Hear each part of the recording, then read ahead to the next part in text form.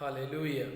परमेश्वर का धन्यवाद करते हैं एक बार फिर से अच्छे सुंदर समय के लिए। और मैं आप सबों का हमारे जयवंत मिनिस्ट्री बाजपुर के यूट्यूब चैनल पर मैं आप सबों का हार्दिक स्वागत करता हूं। प्रियो, उम्मीद करता हूं कि आप एकदम ठीक होंगे। परमेश्वर के सामर्थ और उसके अनुग्रह में बहुत ही अद्भुत तरीके से बने होंगे।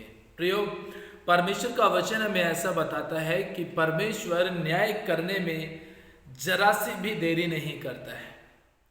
आज का जो संदेश है वो इस बात के लिए है कि परमेश्वर कभी भी मजाक या ठट्ठे में नहीं उड़ाया जाता है। प्रभु का वचन कहता है, हमें सिखाता है कि तू अपने प्रभु परमेश्वर का नाम व्यर्थ ना लेना। जब कभी भी जहां कहीं भी परमेश्वर के नाम का मजाक उड़ाया जाता है, उसके पवित्र वचन का मजाक उड़ाया जाता है, उसके लोगों का मजाक उड़ाया जाता है, तो परमेश्वर वहां के उन लोगों का न्याय करने में जरा से भी देरी नहीं करता है। तुरंत हाथों हाथ प्रभु अपना काम करता है। आज का जो संदेश है वो आप सबों को मैं बता देना चाहता हूं कि पिछले कुछ समय पहले मैंने एक वीडियो को अपलोड किया था जिसमें मैंने आपको इस बात को बताया था कि ब्राजील में यीशु मसीह के रोल को निभाने वाले व्यक्ति के ऊपर जो यीशु मसीह का रोल अदा कर रहा था, उसको शैतान और उसके दूत बहुत बुरी तरीके से मार रहे थे, जिसमें यीशु मसीह अपने हाथों को फैलाकर के लोगों से अपनी जिंदगी की भीख मांग रहा था और स्वर्गदूत अपनी जिंदगी की भीख मांग रहे थे कि हमें और यीशु को बचाओ। लेकिन वहां के लोगों ने क्या किया था? वहां के लोगों ने और शैतान ने मिलकर के उस व्यक्ति को बहुत बुरी तरीके का सताया गया था। यीशु मसीह का मजाक उड़ाना ब्राजील देश को इतना महंगा पड़ा कि आज आप देख सकते हैं कि कल परसों 2-3 दिन पहले की घटना को यदि आप देखना चाहते हैं, आप ब्राजील की घटना करके भी आप यूट्यूब पर भी आप गूगल पे सर्च करेंगे तो आपको फटाफट उस घटना का जिक्र मिलेगा, क्योंकि आजकल उसी घटना का सबसे ज्यादा ट्रेंड चल रहा है। मैंने भी आपके लिए इस भाग के लास्ट में वीडियो का कुछ भाग रखा है जो ब्राजील की बुरी घटनाओं को दिखाता हुआ नजर आएगा। प्रियो, मैं आपको बता देना चाहता हूं कि बाइबल हमें ऐसा बताती है कि जितने लोग भी परमेश्वर का ठट्टा उड़ाते हैं, परमेश्वर की मजाक उड़ाते हैं, परमेश्वर कभी भी वो बात बर्दाश्त नहीं कर सकता। और यही घटना हमें अभी देखने को मिलती है। सब इससे पहले कि मैं उस घटना को आप लोगों तक पहुंचाऊं या उस घटना को दिखाऊं, उससे पहले हम कुछ 2-3 वचन के ऊपर मनन करेंगे। और इस वचन के द्वारा मैं सिर्फ ब्राजील के लोगों के बारे में ही नहीं बताना चाहता हूं, वरन उन सब लोगों से भी मैं रिक्वेस्ट करना चाहता हूं जो परमेश्वर का नाम व्यर्थ लेते हैं और परमेश्वर के वचन को, परमेश्वर के लोगों को ठट्टा में उड़ाते हैं, मजाक में उड़ाते हैं। आपके ऊपर भी वो मजाक भारी पड़ सकती है, आपका ठट्टा आपके ऊपर भारी पड़ सकता है। इसलिए बाइबल के अनुसार चलेंगे, प्रभु आपकी जिंदगी को बचा लेगा। अन्यथा जैसी घटनाएं उन जगहों पर होती हैं जहां पर परमेश्वर का मजाक उड़ाया जाता है, उन घटनाओं को आपके जीवन में घटने के लिए कोई भी रोक नहीं सकता। आप अचानक से उस घटना का शिकार हो सकते हैं। सबसे पहले बाइबल हमें ऐसा बताती है, जब हम गलातियों की पत्री 6 अध्याय और उसका 7 वचन पढ़ते हैं। गलातियों की पत्री 6 अध्याय और उसके 7 वचन में इस प्रकार से लिखा है, धोखा न खाओ, परमेश्वर ठट्टों में नहीं उड़ाया जाता, क्योंकि मनुष्य जो कुछ बोता है वही काटेगा। मनुष्य जो कुछ बोता है वही काटेगा। ब्राजील के लोगों ने कार्निवल फेस्टिवल में अपने लिए दुख और विनाश को बोया था और वही वहां के लोगों ने उसको काटा भी। कोरोना वायरस से पहले वो हर साल इस फेस्टिवल को मनाया करते थे और इस फेस्टिवल को मनाने के जितने भी उसमें जो कोई भी यीशु मसीह का रोल अदा करता था या फिर शैतान का रोल अदा करता था, जो जिस व्यक्ति ने यीशु मसीह के रोल को अदा किया है, पिछले जब 2020 से पहले का जो कार्निवल फेस्टिवल मनाया गया था, यदि आप उस घटना को देखेंगे तो जिसने यीशु मसीह का प्ले रोल किया था उसके जीवन में लिखा है कि उसका कार एक्सीडेंट हुआ था और भयंकर एक तो मौत के करीबी से होकर के उसे गुजरना पड़ा था। इस बार भी जिसने यीशु मसीह का रोल को प्ले किया था, आपको पता है ज्यादा देर वो उस खूंटे से लटकने की वजह से, उस खूंटे से जो उसको ऊपर टांगा गया था, उस खूंटे से लटकने की वजह से जब वो अपने आप को सही तरीके से कंफर्टेबल महसूस नहीं कर रहा था, तुरंत फटाफट वहां पर फायर ब्रिगेड के द्वारा उसे नीचे उतारा गया। और जब उतारा गया तो बहुत ही ज्यादा वो सीरियस हो गया और उसको आपातकालीन स्थिति में जाकर के हॉस्पिटल में एडमिट करना पड़ा।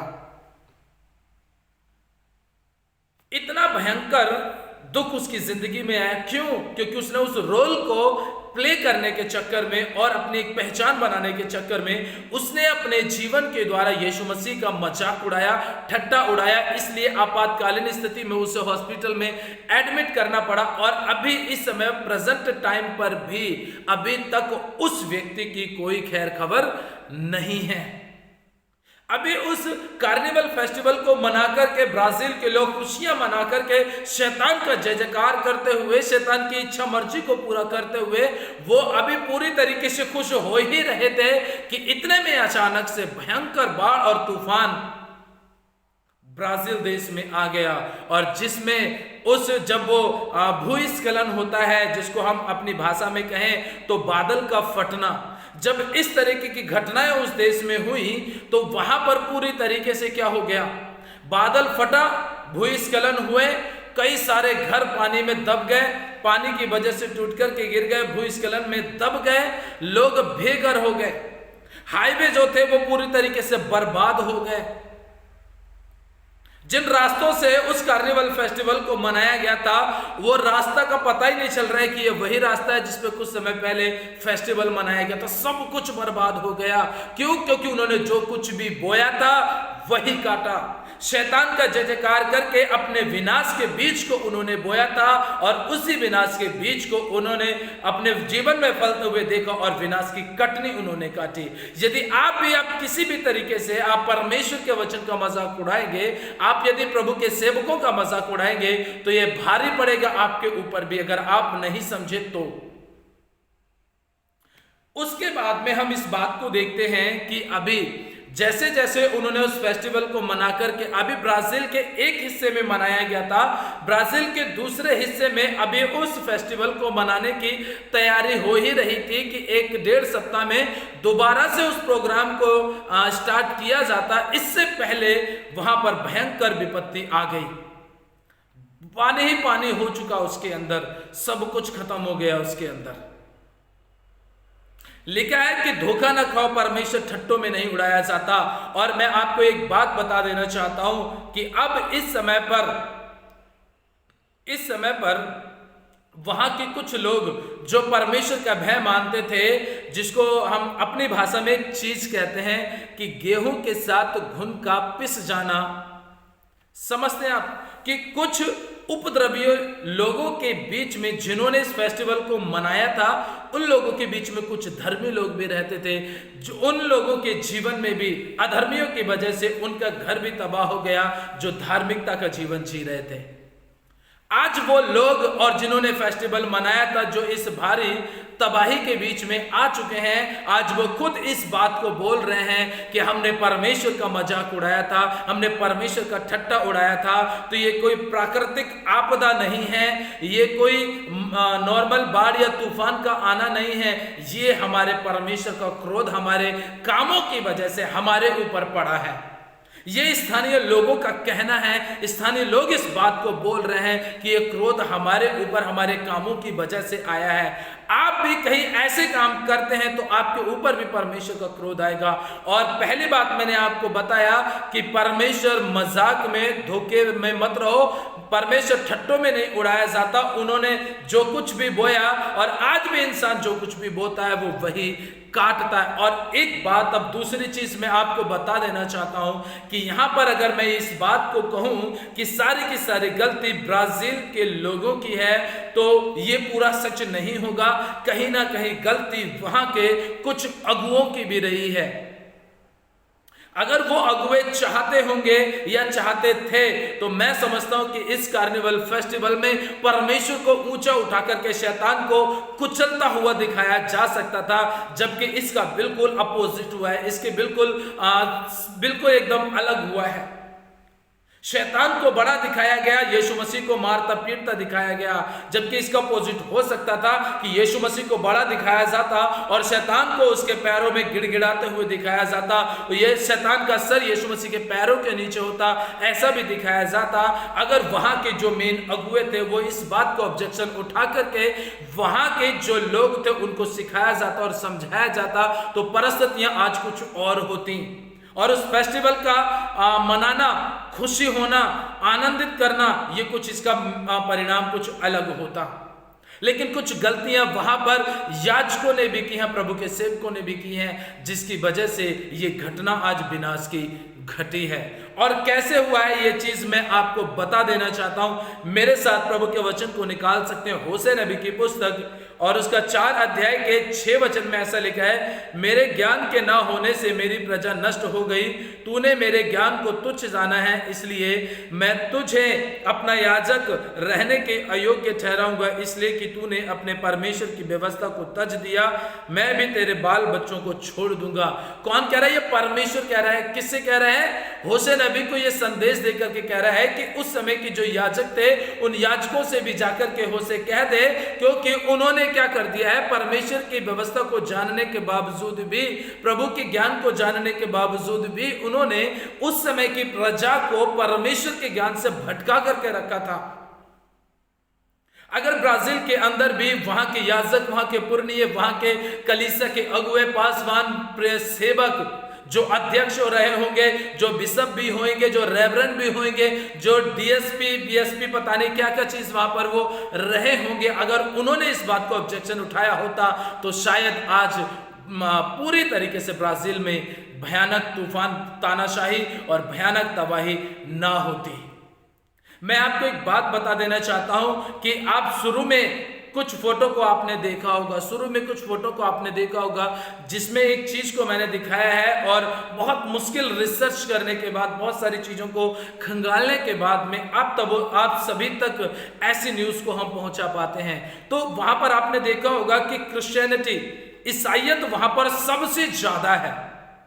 मतलब हम इस बात को कह सकते हैं कि लगभग 70% ईसाईयत ब्राजील के अंदर है, उसके बाद दूसरे धर्म के लोग वहां पर पाए जाते हैं। तो सोचिए अगर 70% ईसाई हैं तो वहां के कितने अगुवे रहे होंगे, कितने बड़े बड़े पासवान, पास्टर, अध्यक्ष, बिशप, रेवरेंड वहां पर रहे होंगे। तो क्या वो इस कार्निवल फेस्टिवल का विरोध करके क्या उन्हें इस बात को कह नहीं सकते थे कि नहीं ये तुम गलत कर रहे हो, शैतान को ऊंचा नहीं करना है, शैतान को नीचा करना है, परमेश्वर को ऊंचा करना है। मैं जानता हूं बहुत सारे प्रभु के सेवकों ने विरोध किया भी होगा, लेकिन बहुत सारे लोगों ने उस विरोध का समर्थन भी किया होगा कि हाँ भैया तुम्हारा विरोध करना गलत है, हमें तो फेस्टिवल मनाना ही है। जितने लोगों ने उस फेस्टिवल को मनाने के लिए अपने आप को तैयार किया होगा, आज वो भारी भयानक विनाश और कलेश में डूबे जा चुके हैं। और न जाने प्रियो अभी तक को तो कितने, लगभग 36 लोगों की मौत हो चुकी है, हजारों लोग अभी भी लापता हैं, उनका कोई भी नामो निशान नहीं है। और न जाने अभी तक कितनी ज्यादा वहां के लोगों को अभी बचाना वाला बाकी रह गया है। प्रियो, सीरिया और तुर्की में भी भयंकर भूकंप की वजह से लाखों लोग मारे गए थे। और यहाँ पर कार्निवल फेस्टिवल के दौरान आज बेगुनाह भी उन लोगों के चक्कर में आकर के वो भी जान से जा चुके हैं। न जाने ऐसी घटनाएं कितनी बढ़ती चली जाएंगी। अगर आप चाहते हैं इन घटनाओं को रोकना तो प्रियो परमेश्वर के ज्ञान में बढ़ते चले जाइए, प्रभु की व्यवस्था भरे ज्ञान में बढ़ते चले जाइए। जब आप व्यवस्था में बढ़ते चले जाएंगे, प्रभु का आत्मा आपको संभालता रहेगा, प्रभु का आत्मा आपके जीवन में काम करके आपको विपत्तियों से बचाता रहेगा। हालेलुया। इसलिए प्रियो यहाँ पे परमेश्वर याजकों को फटकार लगाता है कि कुछ गलतियां जो कलीसियाओं में होती हैं, जो देश में होती हैं, वहाँ पर कुछ ना कुछ गलतियां याजकों की भी होती हैं और उन याजकों की वजह से बहुत सारी विपत्तियां भी कलीसिया के ऊपर और देश के ऊपर आ जाती हैं। एक वचन होशे नबी की पुस्तक 10 अध्याय और उसके 12 वचन में लिखा है, अपने लिए धर्म का बीज बो, तब करुणा के अनुसार खेत काटने पाओगे। अपनी पड़ती भूमि को जोतो, देखो अभी यहोवा के पीछे हो लेने का समय है कि वह आए और तुम्हारे ऊपर उद्धार बरसाए। अंत के दिनों में हम अपनी जिंदगी को जी रहे हैं, तो हमें ऐसे फेस्टिवल अगर मनाते रहेंगे, ऐसे संसार के रीति रिवाज जिसमें लोग खुश होते हैं, परमेश्वर नाराज हो जाए, अगर ऐसे ही हम इन रीति रिवाजों को, खोखलों को बनाते रहेंगे, तो बताइए परमेश्वर कब हमारे ऊपर अपना उद्धार बरसाएगा? कब वो अपने स्वर्गीय सामर्थ्य से हमारे जीवन को आशीषित करेगा? प्रभु का वचन यहाँ पे कहता है, लेकिन अपने लिए धर्म का बीज बो। उन्होंने विनाश का बीज बोया था, इसलिए विनाश की कटनी काटी है। अगर आप धर्म का बीज बोएंगे तो धर्म का खेत और धर्म का आप करुणा का खेत काटने पाएंगे और अपनी पड़ती भूमि को जोत लो, बोलो, क्योंकि अब तो इस समय पर अंत के दिनों में परमेश्वर के साथ चलने का समय है, प्रभु के उद्धार को पाने का समय है। यह फालतू के ढोंग ढंगाड़ा बजाने की जरूरत नहीं है, फालतू के रीति रिवाजों में घुसने की और इनमें अपना दिमाग दौड़ाने की जरूरत नहीं है। इस समय पर अंत का समय चल रहा है प्रियो, तीसरा वर्ल्ड वॉर कभी भी हो सकता है। इसलिए अपने जीवन में परमेश्वर के अनुग्रह को पाइए और उद्धार की खोज में लग जाइए। आप धर्म का बीज बोना शुरू कर दो तो प्रभु आपके ऊपर उद्धार बरसाएगा। यदि आप पाप का बीज और विनाश का बीज बोएंगे तो फसल भी उसी की काटेंगे, और जब आप फसल काटेंगे तो आपको रोना आएगा और हो सकता है कि आप नष्ट भी हो जाएं। ब्राजील ने परमेश्वर के नाम का और बाइबल का मजाक उड़ाया, परमेश्वर की बेइज्जती की, इसलिए भयानक तूफान से और विपत्ति से उनको होकर के, तबाही से होकर के उन्हें गुजरना पड़ा। मेरे प्रियो, आप भी सावधान हो जाइए, सतर्क हो जाइए और अपने जीवन में परमेश्वर को पुकारिए और ऐसे धोखाधड़ी वाली बातों से अपने आप को बचाइए, ताकि प्रभु आपके जीवन में अद्भुत काम कर सके। हालेलुया। इसलिए प्रियो, मैं यही कहना चाहूँगा कि धर्म का बीज बो, परमेश्वर के साथ चलो और जो लोग मजाक उड़ाते हैं उनका विरोध करके परमेश्वर की अधीनता में उन्हें लेकर के आओ। प्रियो, ऐसी न्यूज़ आप तक पहुंचाने में बहुत मेहनत हमें करनी पड़ती है। यदि ये संदेश आपको अच्छा लगा है तो कृपया करके आप दूसरों तक इसे शेयर कीजिए और ज़्यादा से ज़्यादा इस संदेश को वायरल कीजिए, ताकि दूसरे लोग भी परमेश्वर का मजाक उड़ाना बंद कर दें और डरे परमेश्वर से और प्रभु के सामने घुटने टेक सके। प्रभु आज के वचन के द्वारा आप सबों को बहुत बहुत आशीष और बरकत दे। सभी को प्यार भरे शब्दों में दिल से जय मसीह की। ब्राजील अभी जश्न के सुरूर में डूबने ही वाला था कि कुदरत ने अपना रौद्र रूप दिखा दिया। तूफान और उसके बाद आई बाढ़ ने ब्राजील को बुरी तरह झकझोर दिया, जिसमें अब तक 36 लोगों के मारे जाने की खबर है। ब्राजील का सबसे अधिक आबादी वाला राज्य साओ पाउलो बाढ़ और भूस्खलन से बुरी तरह प्रभावित हुआ है। राहत और बचाव में जुटे अधिकारियों के मुताबिक साओ पाउलो के कई शहर बाढ़ और भूस्खलन से बुरी तरह प्रभावित हैं। उन्होंने कहा कि बाढ़ और भूस्खलन से अब तक 36 लोगों की मौत हो चुकी है। लापता लोगों की तलाश जारी है, इसलिए मरने वालों का आंकड़ा अभी बढ़ सकता है। गौरतलब है कि साओ पाउलो, साओ सेबेस्टियाओ और बर्टियोगो के 2 शहर सबसे ज्यादा बाढ़ से प्रभावित हैं। दोनों शहरों ने अपने कार्निवल समारोह को रद्द कर दिया क्योंकि रेस्क्यू टीम मलबे में दबे लोगों की तलाश कर रहे हैं।